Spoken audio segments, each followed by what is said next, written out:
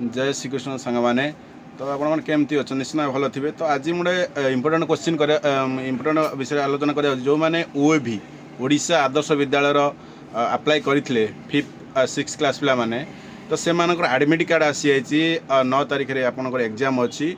तो मुझे देखा तो एडमिट कार्डटा केमी डाउनलोड करेंगे तो देखी नियंतु। फास्ट आप bsc.ac.in लॉगिन करेंगे। लॉगिन कलापर आपणकर आसी जाइथिबो लिंकटा आसीज। तो लिंक आलापर वो भी एंट्रांस टेस्ट उपर क्लिक करेंगे। कलापर आपणकर candidates name with father name with class select करेंगे। कलापर लॉगिन करेंगे आपणकर लॉगिन कले आपणकर एडमिट कार्ड आसीज। Admit card download करदेवे।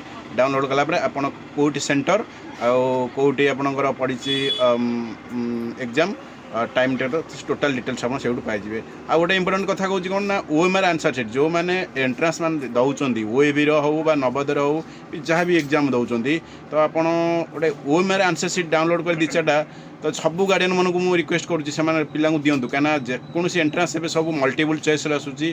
तो मल्टीपल चॉइस आप ओएमआर पिला प्राक्ट करूँ यहाँ ऑनलाइन डाउनलोड कर दी चार्टा कॉपी करके ओएमआर प्राक्ट करूँ केमी कौन फास्ट नेम दी कैंडिडेट देवे स्टूडेंट सब्जेक्ट ऑफ देवे आपणकर आंसर पेपर 1 नंबर ए आसो कि बी आसो आप केमी कौन से पिला राउंड मारे तो डबलिंग न हो तो तारी उपर ध्यान दिंतु। तो निश्चित भाव में पिला भल एग्जाम करेंगे कारण एमती पिला अच्छा भल नॉलेज पिलांगर अच्छी से ओएमआर उपर कारण छोट छोट पिला से जानी न था किसी तो तांकर से थर न था तो प्राक्ट कर बेटर हम से जो मैंने गार्डियन मैंने जापार तो ध्यान दिंतु टे से विषय पर। धन्यवाद।